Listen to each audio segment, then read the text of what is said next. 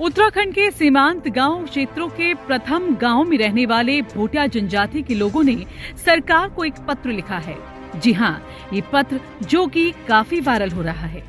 इस पत्र में भोटिया कुत्ता शब्द पर प्रतिबंध लगाने की मांग की गई है। पत्र में कहा गया है कि इस शब्द से जनजाति विशेष की भावनाएं आहत हो रही हैं।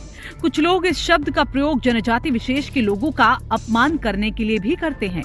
वहीं इसी को लेकर राष्ट्रीय पंचायती राज संगठन ने शासन के साथ ही राज्य जनजाति आयोग को भी पत्र लिखा। उत्तराखंड के सीमांत इलाकों में थारू, बुक्सा, भोटिया, जौनसारी और राजी 5 जनजातियां रहती हैं।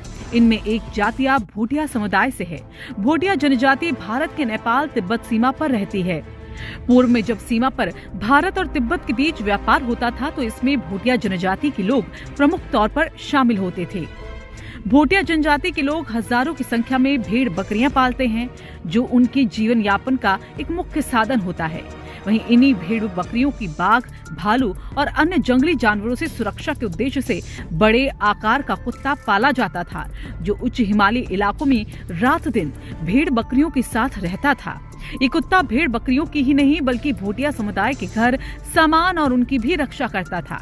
लेकिन बाद में लोगों ने इस कुत्ते को भी भोटिया कुत्ता कहना शुरू कर दिया। बता दें कि बागेश्वर में उत्तरायणी मेला होता है और इस मेले में इस कुत्ते के बच्चे को बड़े पैमाने पर भोटिया कुत्ता कहकर बेचा जाता है।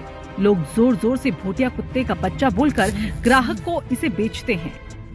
राष्ट्रीय पंचायती राज संगठन के अध्यक्ष कहते हैं कि उन्होंने मुख्य सचिव, राज्य जनजाति आयोग, जिलाधिकारी बागेश्वर और साथ ही पुलिस अधीक्षक को पत्र लिखकर अब इस शब्द पर प्रतिबंध लगाने की मांग की है। साथ ही सरकार को भी तुरंत इस पर संज्ञान लेने को कहा है। वहीं इस पर सतपाल महाराज का भी कहना है कि अगर इस शब्द से किसी की भावनाएं आहत होती हैं तो फौरन ही इस शब्द पर प्रतिबंध लगा देना चाहिए। वहीं विशेष प्रजाति के इस कुत्ते को हिमालयन शीप डॉग भी कहा जाता है और इसे इसी नाम से पुकारा जाना चाहिए। Bureau report, रायशुमारी।